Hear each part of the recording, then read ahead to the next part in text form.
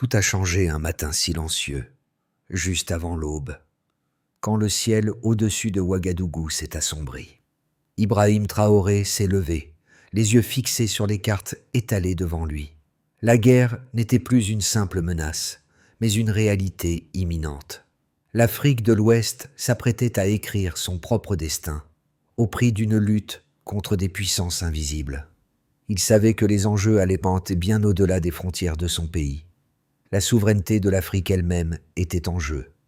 Les premières balles étaient tirées, mais c'était bien plus qu'un conflit militaire. C'était un tournant historique. Ibrahim Traoré savait que son pays, le Burkina Faso, se tenait au bord du précipice. Chaque décision qu'il prenait avait des conséquences lourdes. Lorsqu'il s'éveilla ce matin-là, les derniers échos des ultimatums lancés par la communauté économique des États-Unis de l'Afrique de l'Ouest résonnaient encore dans les rues de Ouagadougou. Les dirigeants de la région avaient exigé le retour à un gouvernement civil sous peine de sanctions sévères. Mais pour Traoré, il n'était pas question de céder. Le peuple, d'abord, devait être son seul guide. C'était une lutte pour la souveraineté non seulement de son pays, mais de tout le Sahel. Le regard des puissances occidentales, souvent détachées des réalités africaines, pesait lourdement sur ses épaules. Mais une question restait. À quel prix la liberté pouvait-elle être conquise ?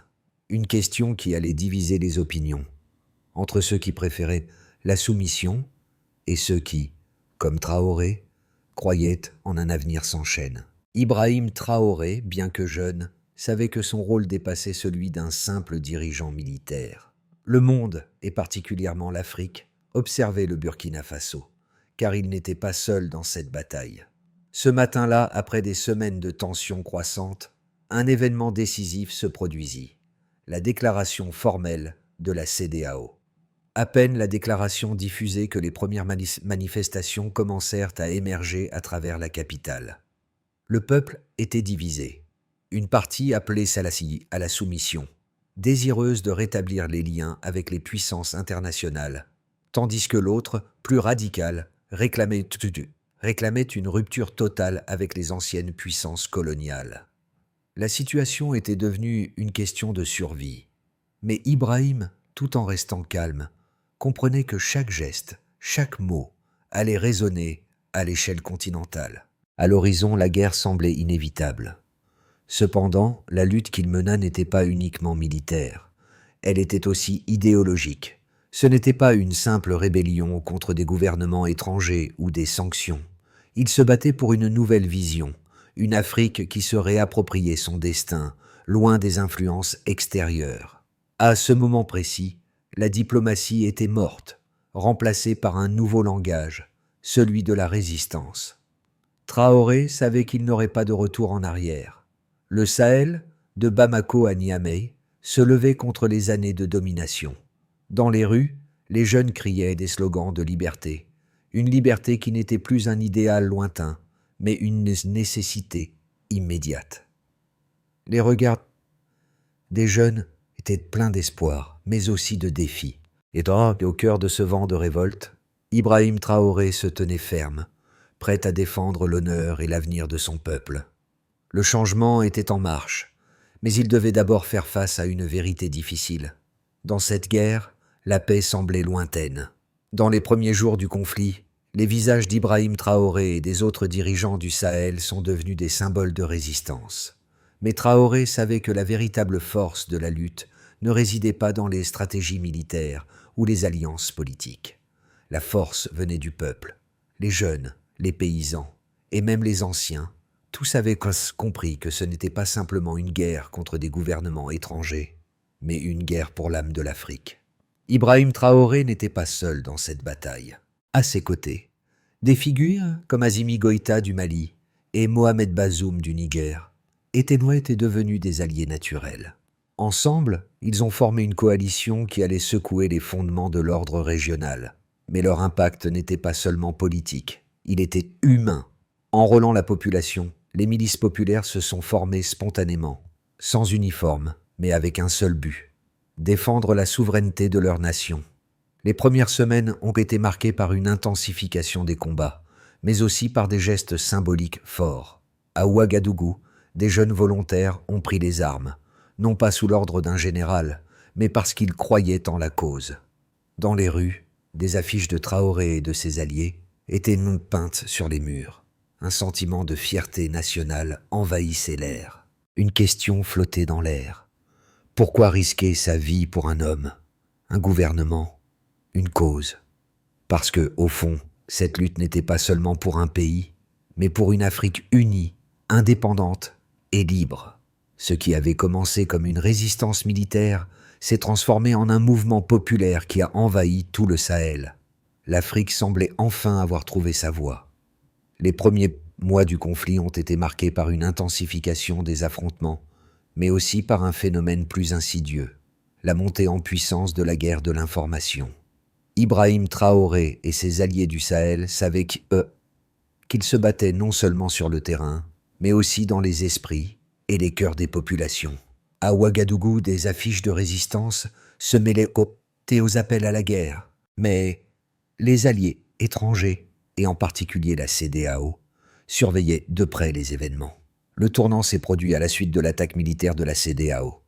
À la surprise de beaucoup, les forces du Burkina Faso, du Mali et du Niger n'ont pas seulement résisté. Elles ont contre-attaqué, frappant fort et de manière coordonnée. Ce n'était pas simplement une victoire militaire, c'était une victoire de l'esprit et de la volonté. Une bataille a éclaté dans le désert, où les combats ont pris une tournure inattendue.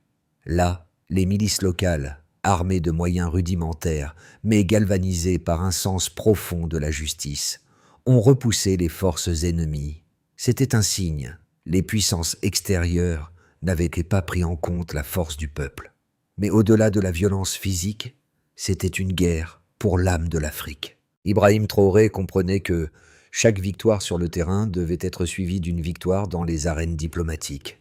Il fallait éviter à tout prix de tomber dans le piège de l'isolement, tout en préservant la souveraineté nationale. Au fur et à mesure que la guerre s'intensifiait, des voix internationales se sont élevées pour dénoncer les actions de la CEDEAO, certains analystes parlant de manœuvres géopolitiques plus complexes. Le véritable changement est survenu lorsqu'un rapport secret a été divulgué, révélant les intentions cachées derrière l'intervention de la CEDEAO. Un plan pour sécuriser les ressources minières du Sahel, en particulier l'uranium. Ce fut un choc. Un point tournant. Le monde a vu l'envers de la guerre. Loin d'être une simple lutte pour la démocratie, il s'agissait d'un affrontement pour des ressources vitales. Ce rapport a transformé le conflit en un sujet de débat mondial. Les journalistes occidentaux, jusqu'alors hostiles à Ibrahim Traoré, ont commencé à remettre en question le discours dominant. À l'intérieur du pays, l'atmosphère changeait. Les marchés, jadis remplis de tensions, étaient désormais envahis par un nouveau sentiment de solidarité. Des civils, des travailleurs, des étudiants, tous unis par la cause commune. La guerre n'était plus seulement celle des militaires, elle était devenue celle de chaque citoyen. Les jeunes étaient les plus enthousiastes. Dans les quartiers, des groupes d'étudiants se rassemblaient là pour chanter des hymnes de liberté, réclamant leur place dans ce nouvel ordre mondial. Et pourtant, malgré la pression croissante, Ibrahim Traoré restait calme. Il savait que la guerre ne se gagnait pas uniquement par la force brute. La stratégie du Sahel s'appuyait sur une vision à long terme. La coopération, non seulement avec les voisins immédiats, mais avec des pays du monde entier, au-delà du spectre africain. Les ressources, les infrastructures, l'énergie, tout devait être pris en compte dans cette nouvelle Afrique. Traoré se battait pour offrir à son peuple non seulement une victoire militaire, mais aussi un avenir stable, loin des manipulations des puissances étrangères. Ce fut à ce moment précis que l'Alliance sahélienne, dirigée par Ibrahim Traoré, a annoncé la mise en place d'un plan énergétique commun, un système solaire transsahélien visant à briser la dépendance aux énergies importées et à renforcer l'autonomie de la région. Ce projet audacieux était un message fort. L'Afrique n'avait pas seulement l'intention de survivre, elle comptait prospérer. Ce n'était pas une simple guerre pour la souveraineté, mais une guerre pour l'indépendance économique et énergétique. Ibrahim Traoré savait qu'il avait pris un pari risqué. Mais dans son cœur, il n'y avait qu'une certitude. L'avenir de l'Afrique dépendait de cette guerre. La lutte ne faisait que commencer, mais elle avait déjà pris une dimension historique. Au fur et à mesure que la guerre se propageait, Ibrahim Traoré et ses alliés du Sahel comprenaient que la lutte ne pouvait pas se limiter à des simples victoires militaires. Il était essentiel de renforcer la légitimité de leur cause par des preuves concrètes et des résultats mesurables. L'impact de cette guerre ne se mesurerait pas uniquement par les batailles gagnées ou perdues, mais par la capacité du Sahel à démontrer que sa lutte pour la souveraineté entraînait des changements tangibles pour ses citoyens. Les premières preuves sont apparues dans les chiffres. Dès le début du conflit, le Burkina Faso a enregistré une augmentation de la production intérieure brute de 4,5%, un signe révélateur de la résilience du pays face aux pressions externes. Cela semblait presque contre-intuitif, car la guerre avait frappé durement l'infrastructure du pays. Cependant, les secteurs agricoles et miniers ont connu une reprise inattendue, alimentée par une forte demande locale et régionale. Les efforts pour sécuriser les zones agricoles et garantir les chaînes d'approvisionnement internes ont permis de maintenir la production, malgré les défis posés par le conflit. Mais ces chiffres ne représentaient qu'une partie de l'histoire. D'autres indicateurs ont pris une importance croissante. En effet, les données sociales ont montré une augmentation significative de la participation populaire dans la gouvernance locale. À Ouagadougou, des milliers de jeunes, autrefois marginalisés, ont pris des initiatives pour soutenir la résistance contre l'impérialisme économique. Ils ont organisé des forums communautaires où les citoyens pouvaient discuter des implications de la guerre et proposer des solutions pour renforcer l'autonomie nationale. C'était un changement profond. Les Africains, loin d'être des spectateurs, étaient devenus des acteurs clés de leur propre destin. Sur le terrain militaire, les forces de Traoré ont démontré une efficacité remarquable. Le Burkina Faso, le Mali et le Niger ont réussi à repousser les offensives de la CEDEAO grâce à une stratégie innovante. Plutôt que de compter uniquement sur les grandes batailles de haute intensité, ils ont mené une série d'attaques ciblées, concentrées sur des points stratégiques. Les centres de communication, les routes de ravitaillement et les bases arrières des forces ennemies. Ces frappes ont perturbé les chaînes de commandement de la CEDEAO, tout en permettant aux forces du Sahel de conserver une certaine liberté de mouvement. Le rapport entre les pertes et les gains militaires s'est révélé favorable à la coalition du Sahel, ce qui a renforcé la confiance de la population locale. Mais ce qui a véritablement marqué un tournant dans la guerre, ce fut l'annonce des résultats des négociations secrètes menées avec des alliés non occidentaux. Le Sahel, au-delà des frontières de ces pays, avait réussi à se créer des alliés stratégiques. Ses partenaires, en particulier dans les domaines de l'énergie et des infrastructures, ont offert un soutien crucial sous forme d'investissement. L'accord pour la construction du réseau solaire transsahélien a été salué comme une victoire économique. Non seulement il permettrait de réduire la dépendance à l'égard des puissances européennes et chinoises, mais il fournirait également une source d'énergie durable à des millions de personnes dans la région. Cette initiative énergétique s'accompagnait d'un projet de développement des infrastructures régionales, visant à relier les pays du Sahel par des routes, des lignes ferroviaires et des hubs portuaires. Ces infrastructures serviraient non seulement à soutenir l'économie locale, mais aussi à renforcer l'intégration politique entre les nations du Sahel. L'unité régionale, qui semblait si lointaine, devenait une réalité palpable. Les données ne faisaient qu'accentuer le message. La guerre, bien que brutale, avait permis à la population du Sahel de prendre le contrôle de son destin économique et énergétique. Ibrahim Traoré, face aux épreuves, savait que chaque victoire, chaque chiffre positif, n'était pas seulement une victoire sur le champ de bataille, mais un pas vers l'autodétermination de l'Afrique. L'Afrique du Sahel ne se battait plus pour survivre, mais pour prospérer. Alors que la guerre continuait de déchirer le Sahel, les critiques internationales se faisaient de plus en plus bruyantes. De nombreuses voix s'élevaient contre la lutte menée par Ibrahim Traoré, et surtout contre sa politique de rupture avec les puissances occidentales. Les gouvernements de l'UE et des États-Unis ainsi que des analystes régionaux, accusaient Traoré d'entraver le processus démocratique et de plonger son pays dans une crise interminable. Certains alléguaient que la guerre n'était qu'une façade pour masquer des ambitions dictatoriales et un rejet des institutions démocratiques. Leurs arguments étaient clairs. La CEDEAO, bien que critiquée pour ses relations avec l'Occident, représentait une sorte de stabilité régionale. Sans elle, le Sahel risquait de sombrer dans une nouvelle ère d'anarchie, un retour aux dictatures militaires qui avaient marqué la région dans les années précédentes. L'intervention de la CEDEAO, selon eux, n'était pas simplement une question de pouvoir militaire, mais un effort pour protéger l'intégrité des nations africaines contre la montée de régimes autoritaires. Pourtant, Ibrahim Traoré et ses alliés soutenaient que la véritable menace venait de l'ingérence étrangère. Selon eux, la CEDEAO n'était qu'un bras armé des intérêts occidentaux, visant à maintenir un statu quo favorable aux puissances internationales. La souveraineté des nations africaines, affirmait-il, ne pourrait jamais être garantie tant que des puissances extérieures continueraient à dicter leur politique économique et militaire. Traoré rejetait l'idée selon laquelle son régime était une dictature. Il croyait profondément que la transition vers un Sahel unifié et indépendant nécessitait la remise en question des anciennes structures, même si cela impliquait un recours temporaire à l'autorité militaire. Les deux camps se livraient à une guerre idéologique, et chacun avait des partisans ardents.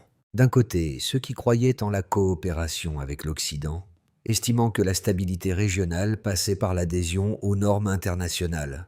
De l'autre, ceux qui soutenaient que l'Afrique devait d'abord régler ses problèmes internes, sans l'ingérence de forces extérieures. Les critiques contre Traoré n'étaient pas sans fondement, mais elles manquaient, selon ses partisans, d'une prise en compte suffisante des réalités africaines. Dans un contexte où l'Afrique était constamment confrontée à l'exploitation de ses ressources et à des relations inégales, comment pouvait-on s'attendre à ce que les peuples du Sahel continuent à accepter une domination externe? La guerre de Traoré n'était pas seulement militaire, elle était aussi culturelle et politique. Le combat n'était pas contre un ennemi extérieur en soi, mais contre une vision du monde qui plaçait toujours les puissances étrangères au centre des décisions africaines. Ainsi, bien que la situation fût complexe, les contre-arguments de Traoré restaient clairs. L'Afrique devait se libérer des chaînes invisibles de la dépendance.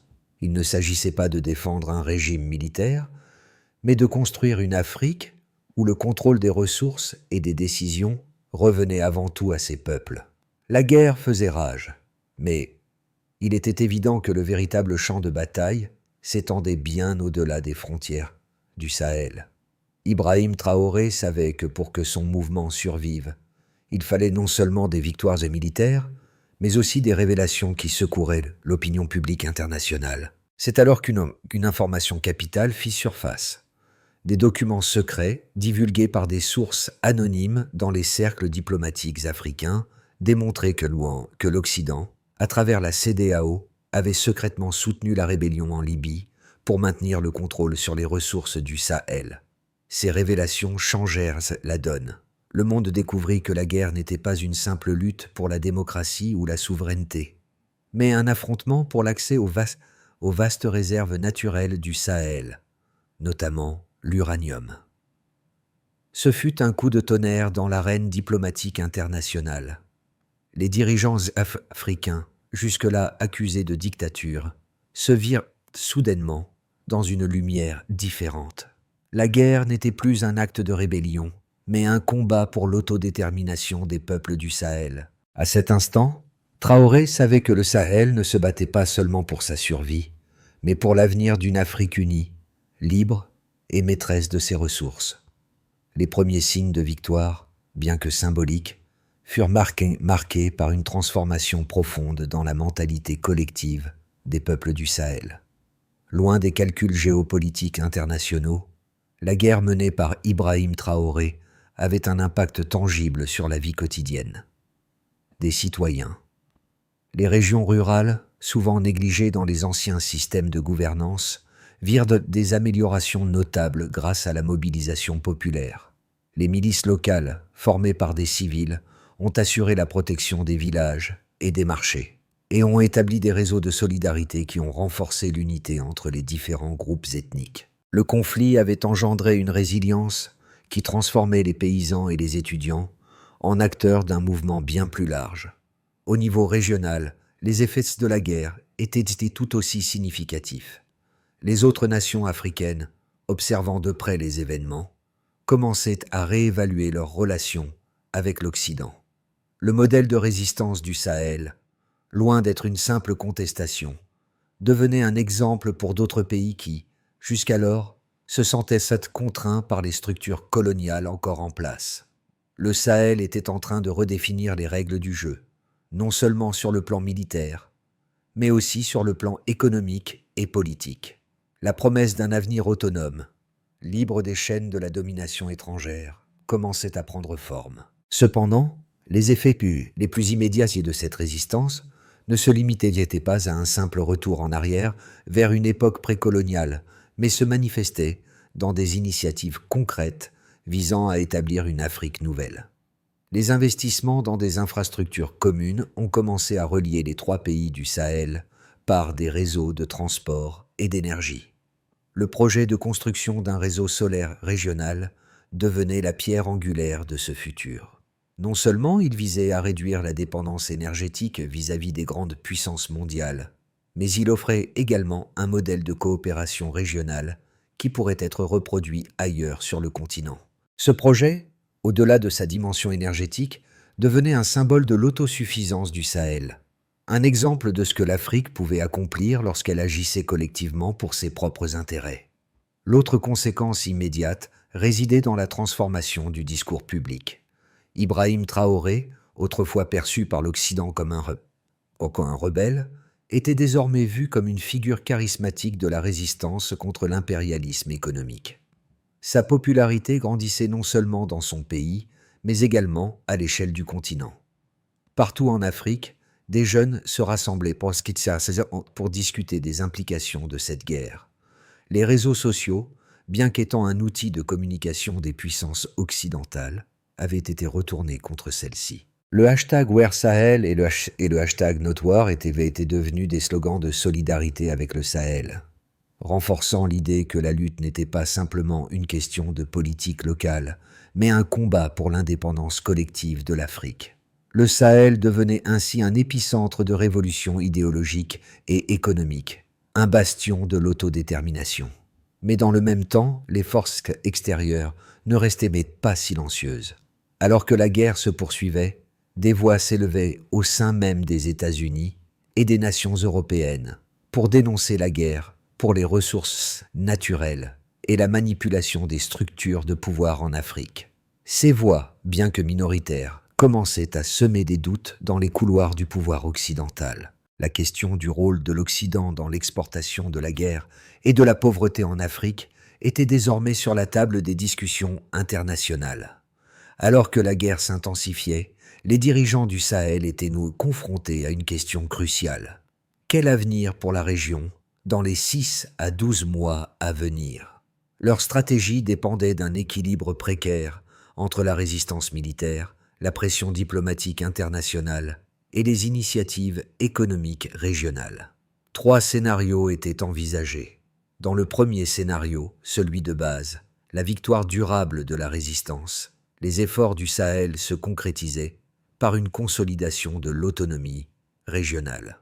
Le réseau solaire transsahélien devenait une réalité fonctionnelle, apportant une solution énergétique aux 3 nations et ouvrant la voie à de nouveaux investissements en infrastructures. Les milices locales, appuyées par la population, maintenaient la sécurité sur le terrain, tandis que l'économie régionale se stabilisait grâce à une plus grande indépendance des marchés internationaux. Sous la direction d'Ibrahim Traoré, un gouvernement plus stable et respecté émergeait, tout en poursuivant une politique de diplomatie régionale, renforçant les liens avec des pays voisins, mais aussi avec des acteurs internationaux non occidentaux.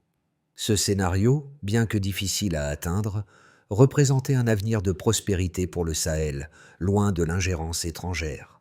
Dans le deuxième scénario, le plus optimiste, une Afrique unie et autonome, le bouleversement géopolitique allait bien plus loin. Si les autres nations africaines, inspirées par la résistance du Sahel, suivaient l'exemple de Traoré et ses alliés, une union plus forte pourrait émerger au sein de l'Union africaine. Cette Afrique unie commencerait à exiger un contrôle total sur ses ressources naturelles et à se libérer des chaînes économiques imposées par l'Occident. La zone sahélienne pourrait servir de modèle pour un marché commun panafricain, attirant des investissements internationaux qui ne seraient non plus conditionnés par l'influence des grandes puissances. Dans ce scénario, les anciennes puissances coloniales, déjà fragilisées par leur propre crise économique et politique, seraient contraintes de réévaluer leur position et leurs intérêts en Afrique. La coopération et l'autosuffisance seraient au cœur de ce modèle. Dans le troisième scénario, le plus pessimiste, la fragmentation et l'effritement de la résistance, si la pression militaire de la CEDEAO et des forces occidentales devenait insupportable, le Sahel pourrait sombrer dans une guerre prolongée et dévastatrice. Les divisions internes, alimentées par des rivalités historiques ou politiques, risqueraient de fragiliser l'unité de la résistance. Les sanctions économiques et l'isolement international pourraient également avoir un effet déstabilisateur, exacerbé par des tensions internes croissantes. Si le Sahel ne parvenait pas à maintenir sa cohésion et à diversifier ses alliances, la région pourrait s'effondrer sous le poids de la guerre. La fragmentation de la résistance serait un coup dur pour toute l'Afrique, car cela signifierait un retour aux anciennes pratiques de dépendance et de domination extérieure. Dans les mois à venir, tout dépendrait de la capacité du Sahel à naviguer entre ces scénarios. Le leadership d'Ibrahim Traoré et la solidarité des peuples du Sahel seraient essentiels pour déterminer quel chemin la région prendrait. Le futur de l'Afrique, dans une large mesure, se jouait à ce moment-là dans la capacité du Sahel à résister aux pressions externes et à transformer cette guerre en une opportunité de refondation. Alors que la guerre continuait de ravager le Sahel, un autre type de lutte commençait à se dessiner, celle de l'opinion publique mondiale. Ibrahim Traoré, loin de se contenter des seuls combats militaires, savait que le destin du Sahel dépendrait aussi de l'implication de l'opinion mondiale.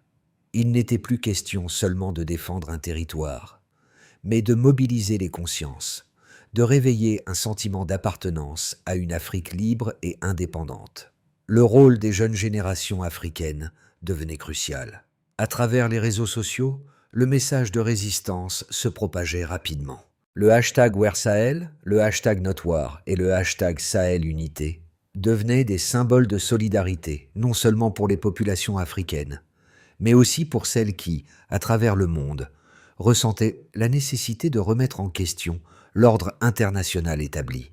Les voix africaines commençaient à se faire entendre, non pas par les canaux traditionnels des grandes puissances médiatiques, mais à travers une mobilisation directe des jeunes, des intellectuels, des activistes. Ce n'était plus une guerre seulement pour le Sahel, mais une guerre pour la dignité de l'Afrique tout entière. L'appel de Traoré ne s'adressait pas uniquement aux dirigeants politiques ou militaires. Il s'adressait à chaque citoyen, à chaque Africain et au monde entier.